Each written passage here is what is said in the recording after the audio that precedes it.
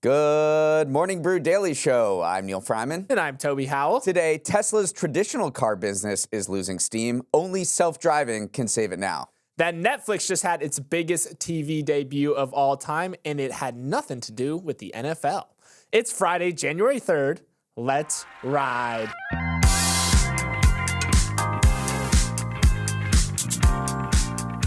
It's that time of the year, the very beginning, when everyone is posting what's in and what's out for 2025. Toby, you consider yourself a tastemaker.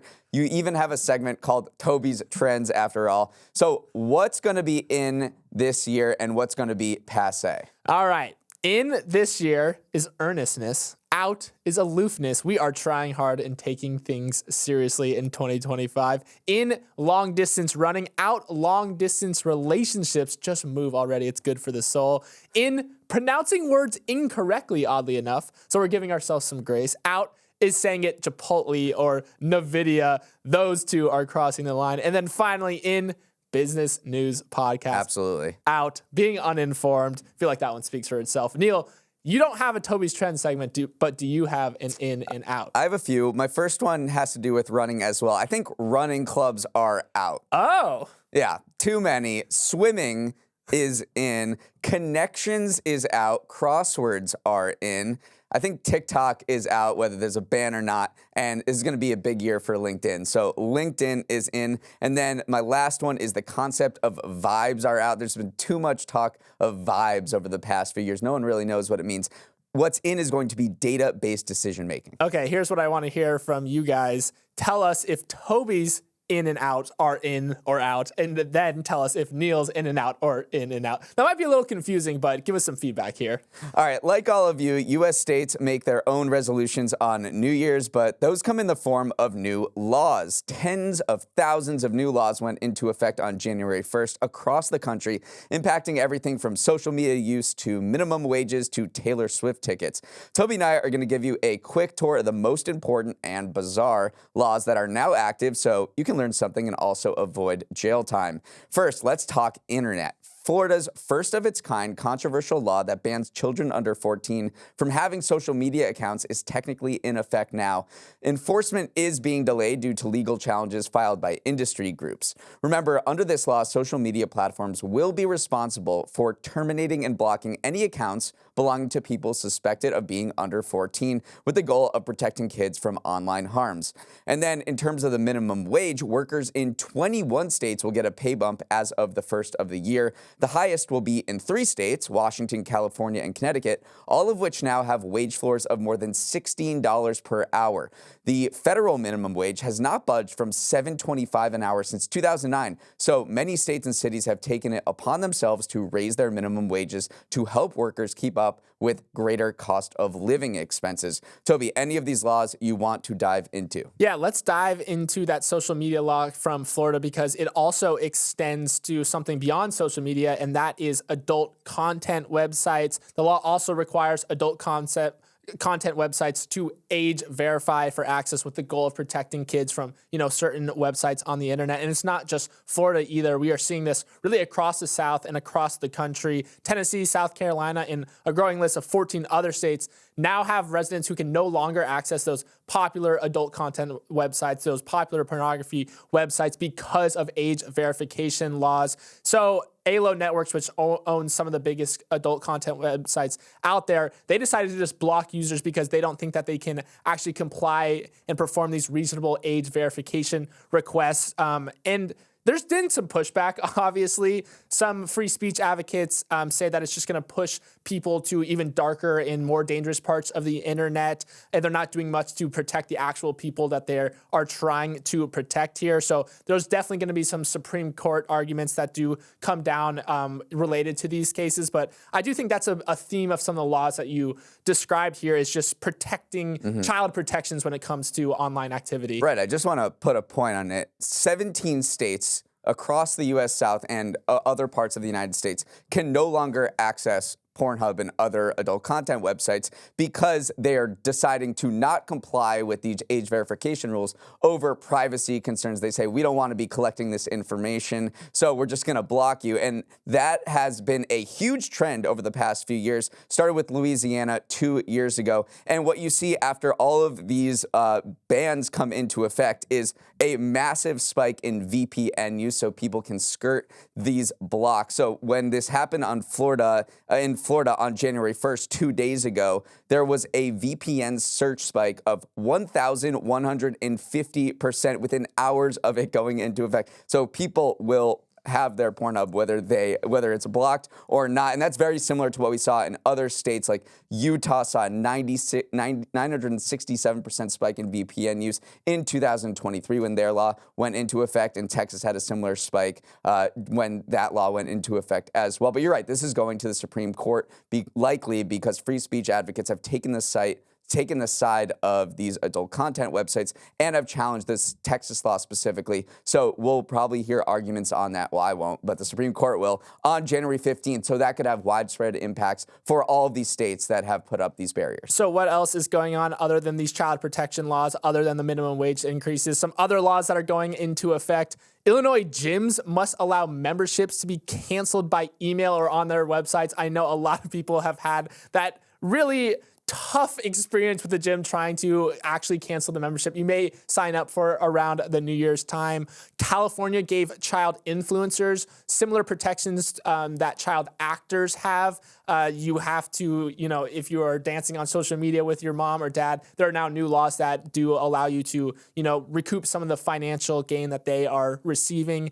Also, Minnesota adopted those ticketing transparency laws. 5 states adopted pay transparency laws as well. But then there's some weird laws that are going into effect as of 2025. California now allows marijuana dispensaries and venues to offer live entertainment. So think maybe similar to just like a club where you're drinking alcohol. Now they're having these clubs that can bring a band in where people are allowed to smoke marijuana. Think like cannabis cafes in Amsterdam. Yeah, Amsterdam is definitely going to be the kind of blueprint there.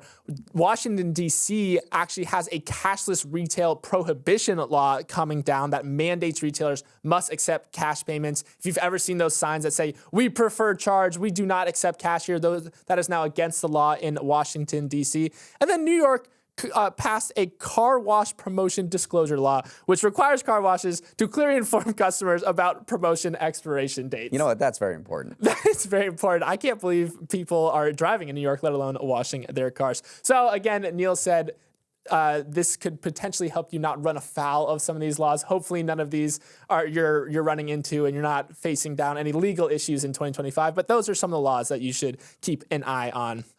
Moving on to the next story, the FBI has found no definitive link between the devastating New Orleans attack that killed 14 people on New Year's Day and the Cybertruck that was blown up in Las Vegas hours later. But there is one commonality between the two. Both the Cybertruck in Vegas and the Ford F-150 Lightning truck used in New Orleans were rented through the same car-sharing app, Turo. It's put the once high-flying startup, which had plans to go public last year, squarely in the national crosshairs and raised questions about its security and vetting process. As of last year, Turo had 360,000 cars listed on its platform, where users could rent them out in a peer-to-peer system similar to Airbnb. But the company said that neither driver had anything in their backgrounds that would have raised alarms during the app's screening process. Still, the owner of the truck used in the New Orleans attack told the New York Times that he plans to stop using Turo going forward to make extra money.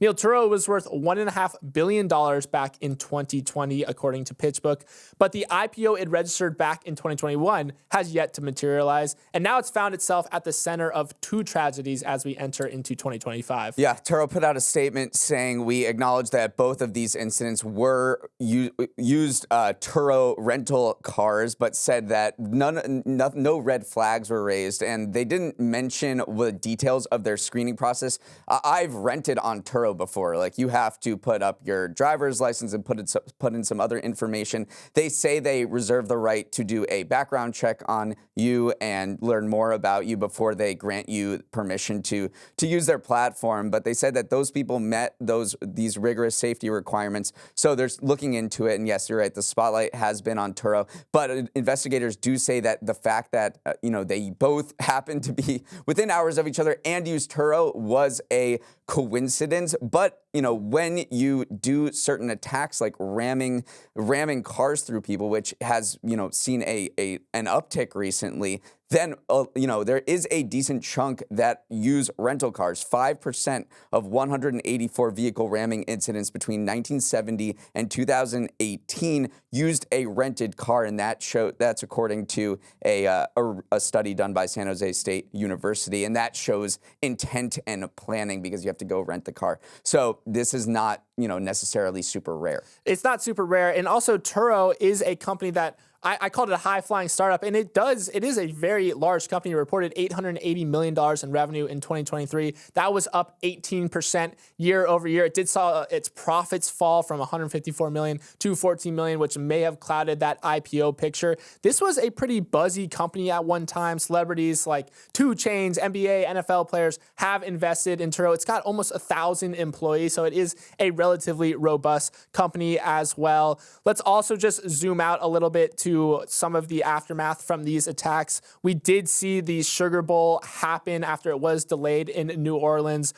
Notre Dame won that game. Some other updates from the 2 cases as well. Bourbon Street in New Orleans is back open to the public as of yesterday, obviously with an increased police presence. The FBI also clarified some earlier reports that said that the Army veteran involved in New Orleans had help. Instead, they claimed he did act alone. Surveillance footage kind of caught him placing coolers down with explosives that have since been disarmed.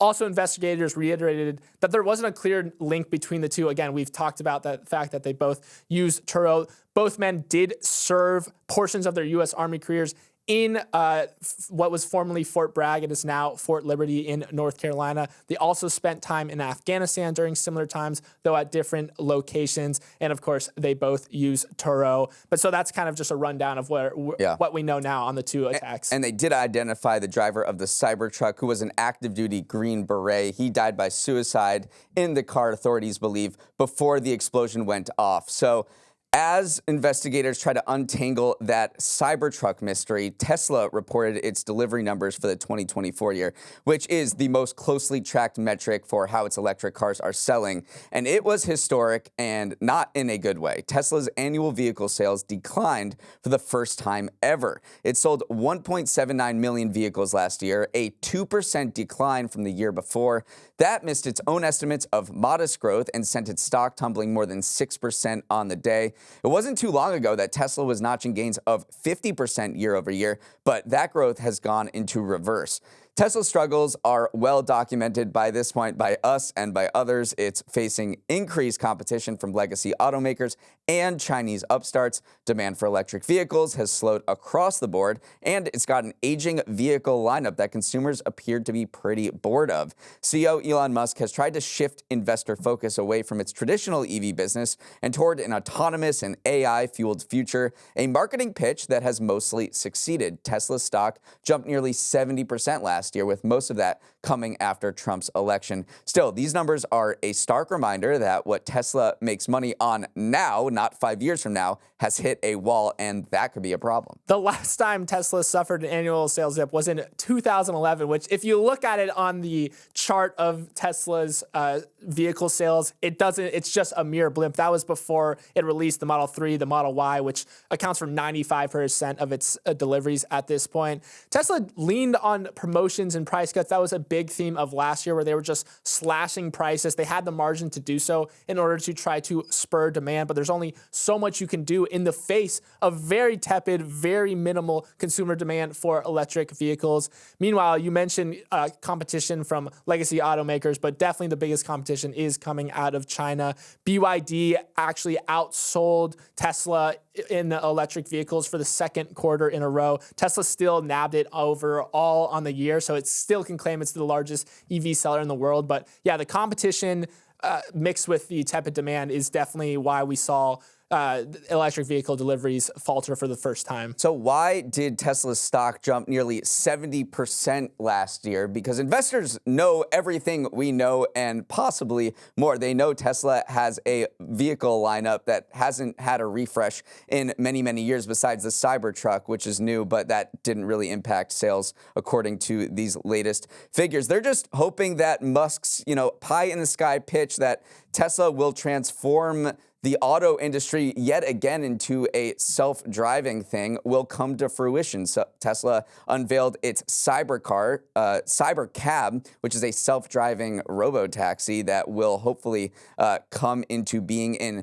2027. It's spent $10 billion on AI last year alone. It has this Optimus humanoid robot. So it's really branching out into these very moonshot bets that, remind you of Google. The thing about Google is it has an ad business that makes it tons of money that's growing double digits per year. Meanwhile, Tesla's pot of money that it can draw into to put on these futuristic bets is declining. So investors are really putting their faith in Elon Musk that he can deliver on these very ambitious promises to pivot Tesla from a traditional car company into a more, AI self-driving company. So its market cap completely rests on this. And if Musk can't deliver, then Tesla, you have to feel like its stock will take a big hit. Up next, it is Stock of the Week, Dog of the Week time. It is Stock of the Week, Dog of the Week time, where we pick one stock who is still in holiday break mode and one stock that has locked back in. But since it was a shortened trading week, we bent the rules a little bit and chose two non-stocks that still fit the spirit of the segment. I won the pre-show 45-minute power interval Peloton session, so I am up first. And my stock of the week is Squid Games 2 because it has been a smashing success.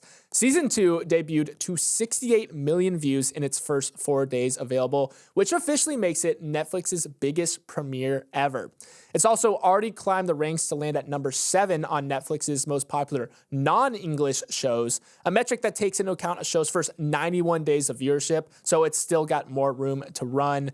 Still, it's got a long way to go before it can dethrone Netflix's all-time biggest show, which is the first season of Squid Games that is sitting pretty at 265 million views.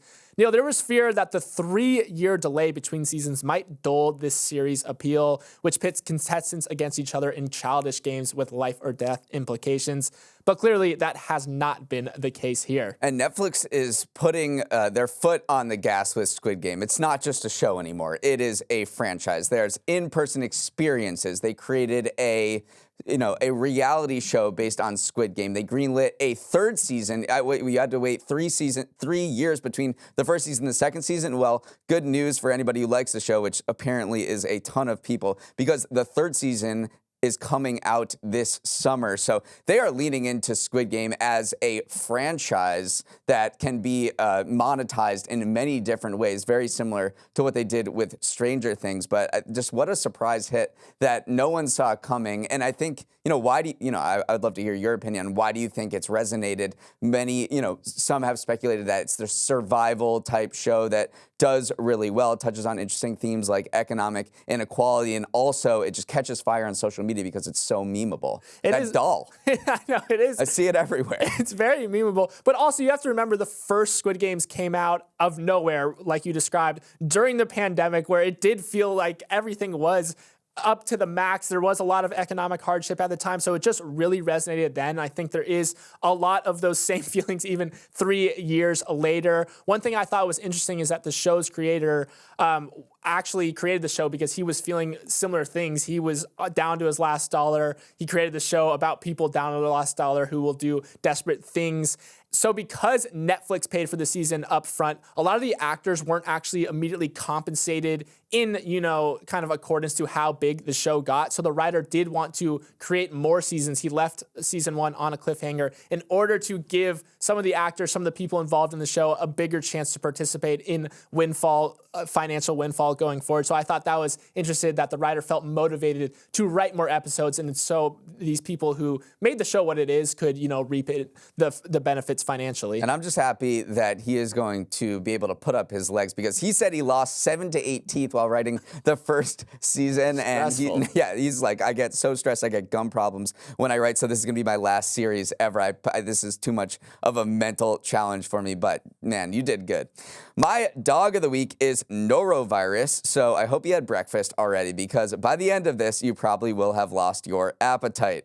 Norovirus cases are on a major upswing this year, with outbreaks on cruises unsurprisingly generating the most headlines. So far this year, there have been 16 outbreaks of gastrointestinal disease on cruises, the CDC said, the most in 12 years. The majority of those are norovirus, a highly contagious virus that gives you, let's just say, the stomach bug of all stomach bugs. What enters your body leaves it quickly at both ends. And the spread really picks up in winter. 5 of those cruise outbreaks occurred in December alone. And there's a ship that's docking today in New York, the Queen Mary 2, where almost 13% of passengers and more than 5% of the crew have been infected. In response, the affected cruise companies say they've ramped up their cleaning and sanitizing efforts and are pushing back against claims that cruise ships are a particular hotbed for norovirus, which they do have a point on. Norovirus outbreaks on cruises comprise only 1% of all those reported. Toby, this sounds horrible. Anyone you know get norovirus recently? Neal.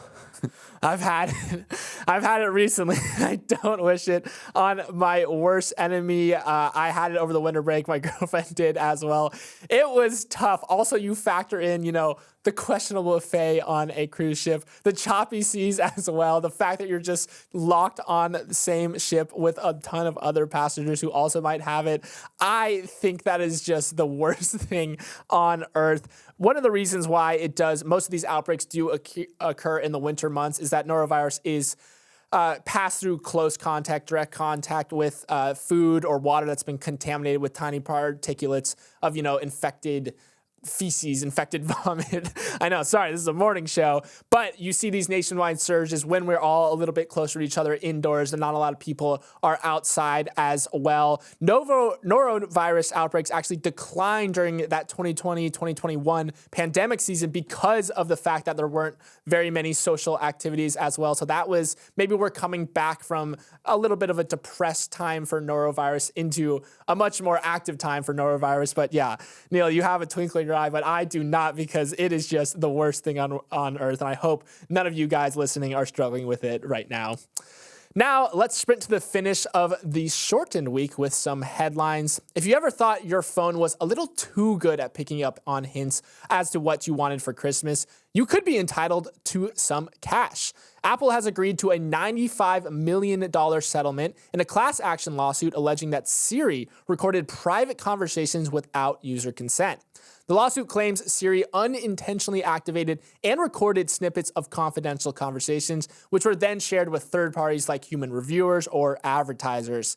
If approved by the court, eligible Apple owners in the U.S. could receive up to $20 per Siri-enabled device. Neal, big validation for all the moms out there who think their phones are listening to them. Well, apparently, this all started with a report from The Guardian in 2019 when a whistleblower came forward and said that Siri would be inadvertently activated sometimes when an Apple Watch was raised and a speech was detected. So you didn't know that Siri was activated. These people said that they suspected something when they got specifically, unusually targeted ads for things like Air Jordan sneakers when they were talking about it, and they attributed that to Siri. Now, Apple has denied that they use this data for advertising subsequently or selling that, but it just goes to show you maybe, this is just more worse PR for Siri. So yes, if you bought a Siri-enabled device through 2024 from 2014, then Apple, if this settlement is approved, Apple will send you a message and maybe you can claim your $20.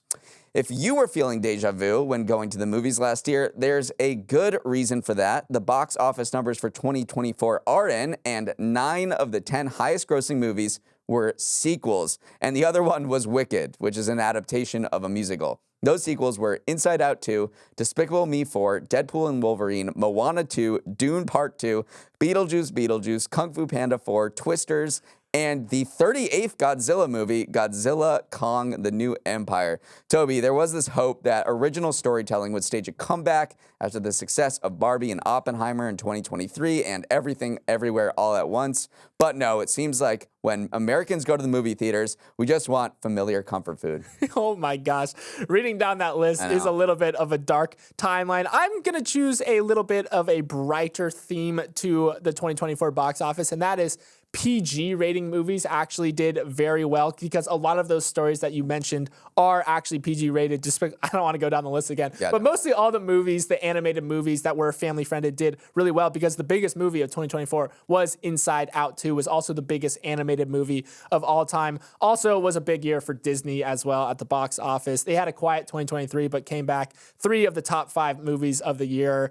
And actually its 20th Century division that it recently bought did well as well. Alien Romulus, Kingdom of the Planet of the Apes kind of snuck in there to boost Disney's year at the box office as well. If your New Year's resolution was to buy your first Rolex, I got some bad news. Rolex raised prices on its most popular models as the price of gold surged in 2024. Getting a Rollie on the wrist will now cost as much as 8% more when it comes to some precious metal heavy models.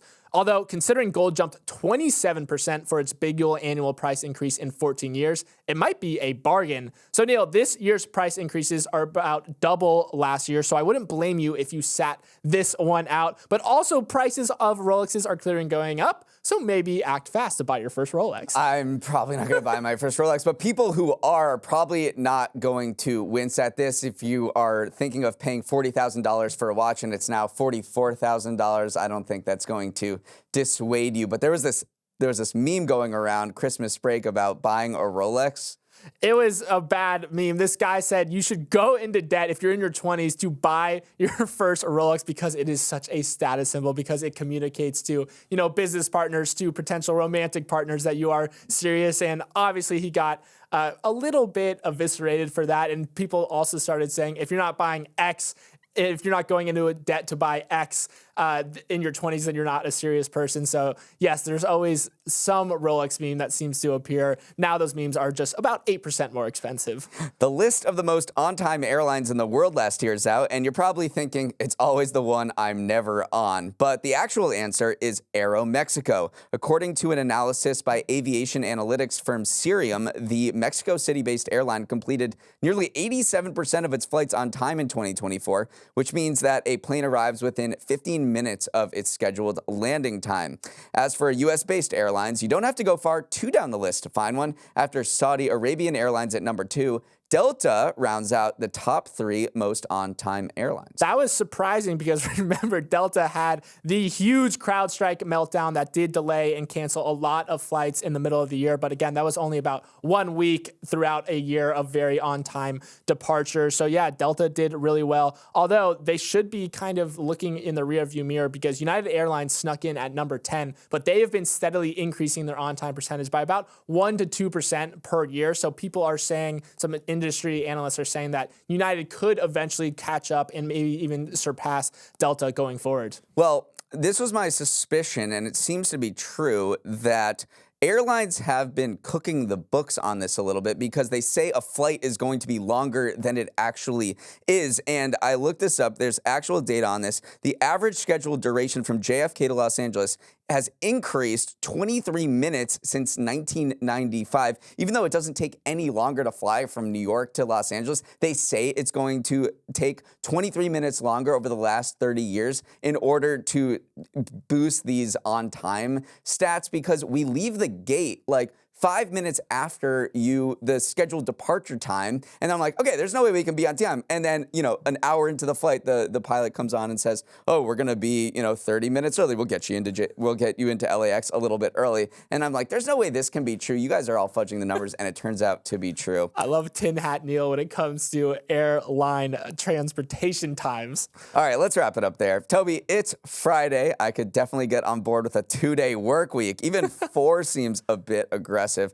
Thanks for starting your day with us, and have a wonderful weekend. For any questions, comments, or feedback, send an email to morningbrew@morningbrew.com. And if you're enjoying the content coming through your ears, don't keep it to yourself, and share this podcast with your friends and family. It'll give you major social cred and help us grow this thing to be even bigger. For a more specific sharing idea, here's Toby. I want you to share the podcast with someone who is doing dry January this month. Nothing like a little Neal and Toby to take the edge off in these cold January days. Let's roll the credits. Emily Milliron is our executive producer. Raymond Liu is our producer. Olivia Graham is our associate producer. Uchenna Ogu is our technical director. Billy Menino is on audio. Hair and makeup is never on time. Devin Emery is our chief content officer. And our show is a production of Morning Brew. Great show today, Neal. I wish you all well.